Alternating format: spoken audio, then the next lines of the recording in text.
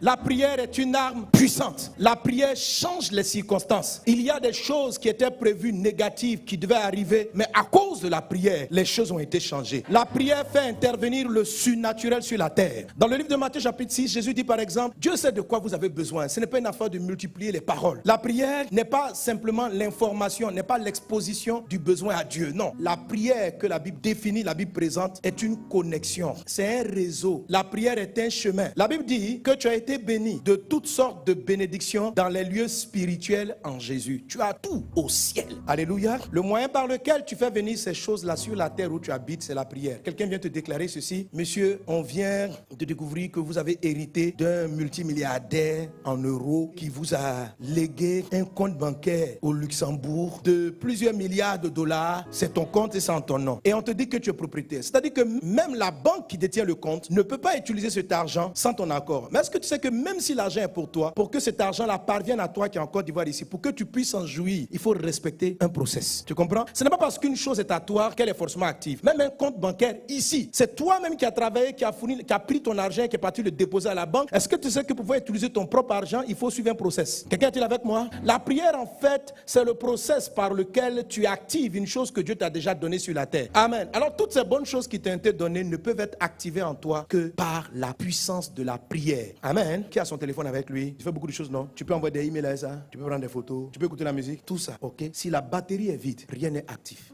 Donc ce téléphone qui peut faire beaucoup de choses, pour qu'il puisse l'utiliser, il faut qu'il aille le connecter à une source d'énergie. C'est la source d'énergie qui active tout ce qu'il y a à l'intérieur. Quel que soit ce que Dieu t'a donné, si tes batteries ne sont pas rechargées, il t'a donné la paix. Si ce n'est pas rechargé, ça va écrire batterie vide. Seigneur, tu as promis la joie dans mon foyer. Le pasteur a prêché, il nous a dit, vous êtes bénis de toutes sortes de bénédictions. Vous avez la capacité de neutraliser. Ton téléphone peut avoir toutes les capacités. S'il n'est pas chargé, il ne peut rien faire. Quand tu vas allumer, tu dis, là, j'ai besoin de chasser un démon dans mon couple. Allume-toi.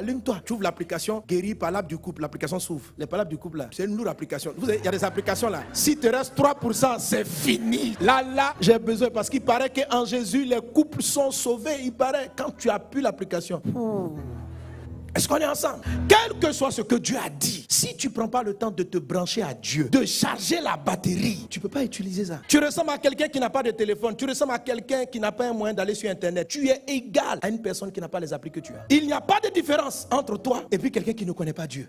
Tu n'es pas chargé parce que chaque journée ne se ressemble pas. Il y a des journées où tu vas recevoir beaucoup de coups de fil, il y a des journées où tu en recevras moins. Quelquefois avec 20%, tu peux finir ta journée. Est-ce que tu connais les sollicitations de la journée? Est-ce que tu sais les tentations auxquelles tu seras confronté? Donc la meilleure façon de faire, c'est de charger 100%. Et puis même si tu es prudent, tu vas avoir à côté un chargeur. Le chargeur, c'est ce qu'on appelle la prière sans cesse. Il y a déjà même leur téléphone là, c'est branché en même temps à leur batterie supplémentaire. Puis ils marchent avec ça. On est prêt. Quelle que soit la journée, on est prêt. Alléluia, Dieu voisin, prie.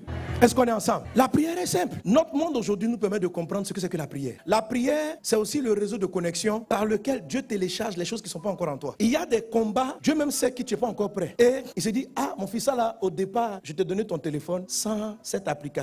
Il faut que je fasse une mise à jour. Il y a un nouveau virus qui est arrivé sur la terre. Il faut une mise à jour de ton antivirus. Tu dois te connecter pour aller reprendre. Parce que le système n'est pas chez toi. Le système est chez le fabricant. Et Dieu est le créateur de toutes choses. Un homme qui prie permet à Dieu de lui mettre les choses à jour, de remplir sa vie, de télécharger. Et vous savez, il y a des défis auxquels vous êtes confrontés, qui ont beaucoup de données, qui sont lourds. Si vous voulez télécharger un film haute définition, que vous avez une connexion Edge 2G, frère, tu dis, oh Dieu, envoie. Il télécharge comme ça. Ta barre est petite, tu vois. Quand le danger arrive demain, la qualité de la prière va jouer sur la qualité du réseau. Quelqu'un est avec moi? La prière qui produit la surabondance est un type de prière qui vous permet d'avoir le meilleur réseau de connexion. Une femme peut mieux convaincre son conjoint de faire cette chose que même le fils ne peut pas la convaincre. Elle peut télécharger plus de choses de son conjoint. Entre dans cette dimension de prière. Au nom de Jésus. Alors, les chrétiens restent frustrés sur la terre. Les chrétiens ne voient pas la puissance de Dieu. Jacques chapitre 4, verset 1 dit ceci. D'où viennent les luttes, d'où viennent les querelles parmi vous? N'est-ce pas de vos passions qui combattent dans vos membres? Vous convoitez, vous ne possédez pas. Le Seigneur dit, il y a des choses que tu souhaites avoir, mais tu n'arrives pas à les obtenir. Vous êtes meurtrier envieux. Quand on dit meurtrier, c'est pas forcément que tu es parti tuer quelqu'un. Tu es là, mais pourquoi les autres ont ça? Ça là, vraiment, eux, ils trichent. Pourquoi moi, je n'ai pas? Donc, ça crée en toi l'envie, ça crée en plusieurs la haine, l'esprit de compétition, etc. Et il dit, et vous ne pouvez pas obtenir. Il y a des choses que tu souhaites avoir. Chaque mariage dans lequel tu vas, quand mon jour va arriver, tu envies le couple de ton ami. Parce que dans leur couple, tu vois la paix, tu vois la joie. Et si mon foyer était ainsi. Oh Dieu,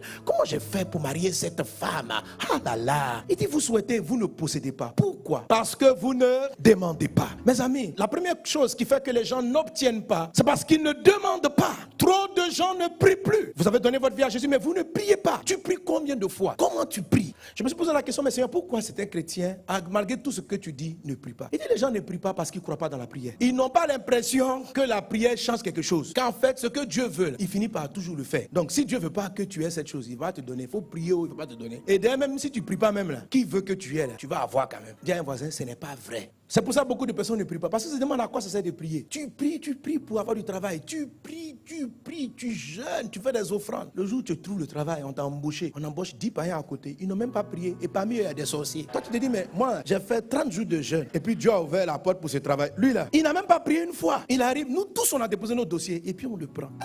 Dieu, fallait-il prier? Donc vous voyez, il y a des choses comme ça que plusieurs vivent. Et on fait comme si on n'encaisse pas. Mais la vérité, c'est qu'on encaisse. Et chaque fois, ce sont des petites frustrations. Tu dis, moi je me suis sanctifié, j'ai fui le péché. Et puis lui là, il triche, il vole. C'est lui qui a la promotion au travail. Il ment. Puis il est promu.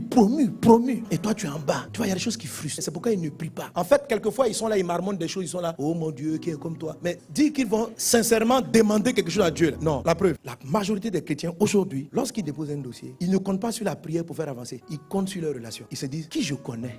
Qui connaît. Parce qu'ils ne pensent pas que la prière va faire vraiment la différence. Mais ils croient que ce qui va faire la différence, ce sont leurs relations humaines. Les gens croient dans les relations humaines, dans les connexions, plus que dans la prière. Donc on ne prie pas. Ça veut dire quand on prie, c'est une formalité technique. Mais ce n'est pas quelque chose de profond et de vrai. Est-ce qu'on est ensemble? Dis à un voisin, tu dois prier. Mes amis, la prière marche. La prière fonctionne. La prière fait changer des choses. Il y a quelqu'un qui me disait récemment, pasteur, Dieu même là, il sait ce qu'on veut. Il n'a qu'à nous donner en même temps. Il peut tout. On va arriver à l'église. 3 principes pour avoir du travail excellent. 4 principes pour se marier. Tout ça là, c'est trop long. Il peut, non? Sinon, il faut me marier, je vais partir.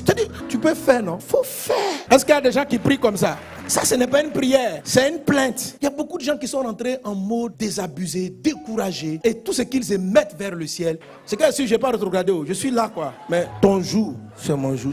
Tu dis de ne pas murmurer, non? Je n'ai pas murmuré, hein. Mais bon, que ta volonté soit. Donc tu veux pas. Je suis là, je ne sais pas comment payer mon loyer, je ne sais pas comment mettre les enfants à l'école, là. C'est ce que tu veux. Je ne sais pas comment demander encore. Donc c'est pourquoi les gens qui ne prient plus, même quand ils sont à genoux, ils ne prient plus. Ils pleurent seulement. Ils ne prient pas. Je dis, tu sais pourquoi la chose n'a pas changé? C'est parce que tu ne pries pas. Tu pleures, tu te plains, mais tu ne pries pas. Tu fais d'autres choses, mais tu ne pries pas. Tu cherches des contacts, mais tu ne pries pas. Tu cherches qui connaît quelqu'un, tu ne pries pas. Tu cherches des relations, tu ne pries pas parce que tu ne crois plus dans la prière. Tu dois restaurer ta vie de prière parce qu'elle est la clé. Tu dois prier. Prie, ça marche, ça fonctionne. Amen.